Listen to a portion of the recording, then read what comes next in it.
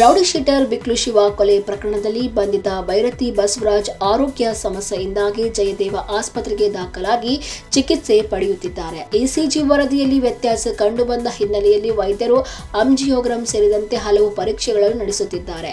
February 14ರಂದು court ರಜೆ ಇರುವುದರಿಂದ CID ಅಧಿಕಾರಿಗಳು ವೈದ್ಯಕೀಯ ವರದಿ ಸಹಿತವಾಗಿ ಆರೋಪಿಯನ್ನು ನ್ಯಾಯಾಧೀಶರ ನಿವಾಸಕ್ಕೆ ಹಾಜರುಪಡಿಸಲು ಸಿದ್ಧರಾಗಿದ್ದಾರೆ. ಬೆಳಗ್ಗೆ 10 ಗಂಟೆ ಸುಮಾರಿಗೆ ವೈದ್ಯಕೀಯ ವರದಿ ತನಿಖಾಧಿಕಾರಿಗಳ ಕೈ ಸೇರುವ ನಿರೀಕ್ಷೆ ಇದ್ದು, ಬಳಿಕ ಬೈರತಿ ಬಸವರಾಜ್ ಅವರನ್ನು ಸಿಐಡಿ ಕಸ್ಟಡಿಗೆ ಪಡೆಯಲು ಅರ್ಜಿ ಸಲ್ಲಿಸಲಾಗಿದೆ. ಚಿಕ್ಕಬಳ್ಳಾಪುರದಲ್ಲಿ ಪ್ರೇಮಿಗಳ ದಿನಾಚರಣೆಯಂದು ನಂದಿ ಗಿರಿಧಾಮ ಪ್ರವಾಸಿಗರಿಗೆ ಶಾಕ್ ನೀಡಿದೆ. ಫೆಬ್ರವರಿ 14ರಂದು ಬೆಳಗ್ಗೆ 6ರಿಂದ ಸಂಜೆ 6ರವರೆಗೆ ನಂದಿ ಬೆಟ್ಟಕ್ಕೆ ಪ್ರವೇಶವನ್ನು ಜಿಲ್ಲಾಧಿಕಾರಿ ಜಿ. ಪ್ರಭು ಸಂಪೂರ್ಣವಾಗಿ ನಿಷೇಧಿಸಿದ್ದಾರೆ. ಜನದಟ್ಟಣೆ ನಿಯಂತ್ರಿಸಲು ಮತ್ತು ಶಾಂತಿ ಕಾಪಾಡಲು ಈ ನಿರ್ಧಾರ ಕೈಗೊಳ್ಳಲಾಗಿದೆ. ವಾಹನಗಳ ಪ್ರವೇಶಕ್ಕೂ ನಿರ್ಬಂಧ ಹೇರಲಾಗಿದ್ದು, ಪ್ರೇಮಿಗಳ ದಿನದಂದು ನಂದಿ ಬೆಟ್ಟದ ಪ್ರಕೃತಿ ಸೌಂದರ್ಯದ ಮಧ್ಯೆ ಸಮಯ ಕಳೆಯಲು ಬಯಸಿದವರಿಗೆ ನಿರಾಸೆ ಎದುರಾಗಿದೆ. ಪ್ರೇಮಿಗಳ ಸ್ವರ್ಗ ಅಂತಲೇ ಕರೆಸಿಕೊಳ್ಳುವ ನಂದಿ ಗಿರಿಧಾಮಕ್ಕೆ ಬಾಗಿಲು ಆಗಿರುವ ಜಿಲ್ಲಾಡಳಿತದ ಕ್ರಮ ಎಷ್ಟು ಸರಿ ಎಂಬ ಪ್ರಶ್ನೆಗೆ ಈಗ ಚರ್ಚೆಗೆ ಕಾರಣವಾಗಿದೆ. ಮಹಾಶಿವರಾತ್ರಿ ಹಬ್ಬದ ಹಿನ್ನೆಲೆಯಲ್ಲಿ ನೈಋತ್ಯ ರೈಲ್ವೆ ಯಶವಂತಪುರ ಮತ್ತು ಕಲಬುರಗಿ ನಡುವೆ ವಿಶೇಷ ಎಕ್ಸ್ಪ್ರೆಸ್ ರೈಲುಗಳ ಸಂಚಾರವನ್ನು ಘೋಷಿಸಿದೆ. 06-209 ಸಂಖ್ಯೆಯ ರೈಲು ಯಶವಂತಪುರದಿಂದ ರಾತ್ರಿ 10:40ಕ್ಕೆ ಹೊರಟು ಮರುದಿನ ಬೆಳಗ್ಗೆ 9:15ಕ್ಕೆ ಕಲಬುರಗಿ ತಲುಪಲಿದೆ. 06-210 ಸಂಖ್ಯೆಯ ರೈಲು ಶನಿವಾರ ಬೆಳಗ್ಗೆ 10:15ಕ್ಕೆ ಕಲಬುರಗಿಯಿಂದ ಹೊರಟು ಅದೇ ದಿನ ರಾತ್ರಿ 9:40ಕ್ಕೆ ಯಶವಂತಪುರ ತಲುಪಲಿದೆ. ಯಲಹಂಕ, ಇಂದೂಪುರ, ಧರ್ಮವರಂ, ಅನಂತಪುರ, ಗುಂತಕಲ್, ಆದೋನಿ, ಮಂತ್ರಾಲಯಂ ರೋಡ್, ರಾಯಚೂರು, ಕೃಷ್ಣ, ಯಾದಗಿರಿ ಮತ್ತು ಶಹಾಬಾದ್ ನಿಲ್ದಾಣಗಳಲ್ಲಿ ಈ ವಿಶೇಷ ರೈಲು ನಿಲ್ಲಲಿದೆ. ಒಟ್ಟು 20 ಬೋಗಿಗಳನ್ನು ಹೊಂದಿರುವ ಈ ರೈಲು ಮಹಾಶಿವರಾತ್ರಿ ಪ್ರಯಾಣಿಕರ ಸೌಲಭ್ಯಕ್ಕಾಗಿ ವ್ಯವಸ್ಥೆ ಮಾಡಲಾಗಿದೆ. ಮಹಾಶಿವರಾತ್ರಿ ಹಬ್ಬದ ಹಿನ್ನೆಲೆಯಲ್ಲಿ ಬೆಂಗಳೂರಿನ ಕೆರೆಗಳ ನಿರ್ವಹಣೆಗೆ ಗ್ರೇಟರ್ ಬೆಂಗಳೂರು ಪ್ರಾಧಿಕಾರ ಹೊಸ ಯೋಜನೆ ಪ್ರಸ್ತಾಪಿಸಿದೆ. ನಗರದ 183 ಕೆರೆಗಳ ಪೈಕಿ 10 ಪ್ರಮುಖ ಕೆರೆಗಳಲ್ಲಿ ಬೋಟಿಂಗ್ ವ್ಯವಸ್ಥೆ ಜಾರಿಗೆ ತರಲು ಪ್ಲಾನ್ ಮಾಡಲಾಗಿದೆ. ಈ ಯೋಜನೆಗೆ ಕರ್ನಾಟಕ ಕೆರೆ ಸಂರಕ್ಷಣಾ ಮತ್ತು ಅಭಿವೃದ್ಧಿ ಪ್ರಾಧಿಕಾರ ಹಾಗೂ ಪ್ರವಾಸೋದ್ಯಮ ಅಭಿವೃದ್ಧಿ ನಿಗಮ ಸಹಭಾಗಿಗಳಾಗಿವೆ.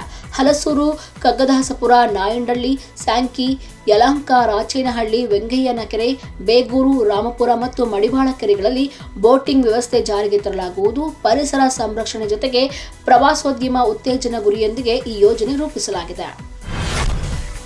ಅಮೆರಿಕದಲ್ಲಿ ಕರ್ನಾಟಕದ ವಿದ್ಯಾರ್ಥಿ ಸಾಕೇತ್ ಶ್ರೀನಿವಾಸಯ್ಯ ನಾಪತ್ತೆಯಾಗಿರುವ ಘಟನೆ ಆತಂಕ ಹುಟ್ಟಿಸಿದೆ. 22 ವರ್ಷದ ಈ ವಿದ್ಯಾರ್ಥಿ ಫೆಬ್ರವರಿ 9ರಂದು ಕ್ಯಾಲಿಫೋರ್ನಿಯಾದ ಬರ್ಕಲಿ ಹಿಲ್ಸ್ನ ಲೇಕ್ ಅನಜ್ ಬಳಿ ಕೊನೆಯ ಬಾರಿ ಕಾಣಿಸಿಕೊಂಡಿದ್ದು, ಆ ಬಳಿಕ ಸಂಪರ್ಕ ಕಳೆದುಕೊಂಡಿದ್ದಾರೆ. ಯೂನಿವರ್ಸಿಟಿ ಆಫ್ ಕ್ಯಾಲಿಫೋರ್ನಿಯಾದಲ್ಲಿ ಅಧ್ಯಯನ ಮಾಡುತ್ತಿದ್ದ ಸಾಕೇತ್ ಐಐಟಿ ಮದ್ರಾಸ್ ಪದವೀಧರರಾಗಿದ್ದಾರೆ. ವಿದ್ಯಾರ್ಥಿಯ ಪೋಷಕರೊಂದಿಗೆ ಸ್ಯಾನ್ ಫ್ರಾನ್ಸಿಸ್ಕೋದಲ್ಲಿರುವ ಭಾರತದ ಕಾನ್ಸುಲೇಟ್ ಜನರಲ್ ನಿರಂತರ ಸಂಪರ್ಕದಲ್ಲಿದ್ದು ಹುಡುಕಾಟ ಕಾರ್ಯಾಚರಣೆಯನ್ನು ಮುಂದುವರೆಸಿದ್ದಾರೆ. ಬೀದರ್ನಲ್ಲಿ ಕಾಯಕ ಉತ್ಸವಕ್ಕೆ ಸರ್ಕಾರ ನೀಡಿದ ಜಾಹೀರಾತು ವಿವಾದಕ್ಕೆ ಕಾರಣವಾಗಿದೆ. ಉರ್ಲಿಂಗಪೆದ್ದಿ ಶರಣರ ಭಾವಚಿತ್ರವನ್ನು ಅಸಹ್ಯಕರವಾಗಿ ಪ್ರಕಟಿಸಿರುವುದಾಗಿ ಬೇಲೂರು ಮಠದ ಪೀಠಾಧ್ಯಕ್ಷರಾದ ಶ್ರೀ ಪಂಚಾಕ್ಷರಿ ಸ್ವಾಮೀಜಿಗಳು ಆಕ್ರೋಶ ವ್ಯಕ್ತಪಡಿಸಿದ್ದಾರೆ. ಲಿಂಗದೀಕ್ಷಾ ಕಾರ್ಯವನ್ನು ಕಳ್ಳರಂತೆ ಬಿಂಬಿಸಿರುವುದಾಗಿ ಆಕ್ಷೇಪ ವ್ಯಕ್ತಪಡಿಸಿದ ಸ್ವಾಮೀಜಿಗಳು ಮುಖ್ಯಮಂತ್ರಿಗಳು, ಉಪಮುಖ್ಯಮಂತ್ರಿಗಳು ಹಾಗೂ ಸಚಿವರಿಗೆ ಪತ್ರ ಬರೆದು ತಮ್ಮ ಅಸಮಾಧಾನವನ್ನು ತಿಳಿಸಿದ್ದಾರೆ. ಉರ್ಲಿಂಗಪೆದ್ದಿ ಶರಣರು ದಲಿತ ವರ್ಗದವರಾಗಿರುವುದರಿಂದ ಅವರ ಭಾವಚಿತ್ರವನ್ನು ಅವಮಾನಕಾರಿಯಾಗಿ ಬಳಸುವುದು ಸೂಕ್ತವಲ್ಲ ಎಂದು ಸ್ವಾಮೀಜಿಗಳು ಎಚ್ಚರಿಕೆ ನೀಡಿದ್ದಾರೆ. ಶರಣರ ಬಗ್ಗೆ ಸರಿಯಾದ ಸಂಶೋಧನೆ ಇಲ್ಲದೆ ಆಧಾರರಹಿತ ಚಿತ್ರಗಳನ್ನು ಪ್ರಕಟಿಸುವುದು ತಪ್ಪು ಎಂದು ಸರ್ಕಾರಕ್ಕೆ ಮನವಿ ಸಲ್ಲಿಸಿದ್ದಾರೆ. ಹುಬ್ಬಳ್ಳಿಯಲ್ಲಿ ಕಿಮ್ಸ್ ಆಸ್ಪತ್ರೆಯ ಸ್ವಚ್ಛತಾ ಸಿಬ್ಬಂದಿ ಲಂಚದ ಹಣವನ್ನು ಮರಳಿಸಿರುವ ಘಟನೆ ಬೆಳಕಿಗೆ ಬಂದಿದೆ.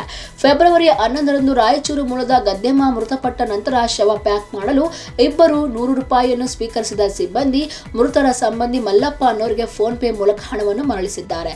ಈ ಘಟನೆಗೆ ಸಂಬಂಧಿಸಿದಂತೆ 3ರನ್ನು ಕೆಲಸದಿಂದಲೇ ವಜಾ ಮಾಡಿರುವ ಕಿಮ್ಸ್ ಆಡಳಿತ ಸತ್ತ ಹೆಣದ ಮೇಲೂ ಹಣ ಕೇಳಿದ ಸಿಬ್ಬಂದಿಯ ವರ್ತನೆಗೆ ತೀವ್ರ ಆಕ್ರೋಶ ವ್ಯಕ್ತಪಡಿಸಿದೆ.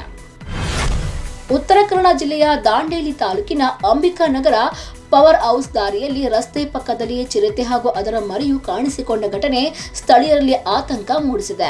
ಕೆಲ ಹೊತ್ತು ಶಾಂತವಾಗಿ ಕೂತು ವಿಶ್ರಾಂತಿ ಪಡೆದ ಚಿರತೆ ಮತ್ತು ಮರಿ ಪ್ರಯಾಣಿಕರ ಮೊಬೈಲ್ನಲ್ಲಿ ಸೆರೆ ಹಿಡಿದ ದೃಶ್ಯಗಳು ಸಾಮಾಜಿಕ ಜಾಲತಾಣಗಳಲ್ಲಿ ವೈರಲ್ ಆಗಿವೆ. ರಸ್ತೆ ಪಕ್ಕದಲ್ಲಿ ಚಿರತೆ ಕಾಣಿಸಿಕೊಳ್ಳುವುದು ಅಪರೂಪ ಎಂದು ಸ್ಥಳೀಯರು ಹೇಳಿದ್ದು, ವಾಹನ ಚಾಲಕರು ಎಚ್ಚರಿಕೆಯಿಂದ ಸಂಚರಿಸುವಂತೆ ಅರಣ್ಯ ಅಧಿಕಾರಿಗಳು ಸೂಚನೆ ನೀಡಿದ್ದಾರೆ.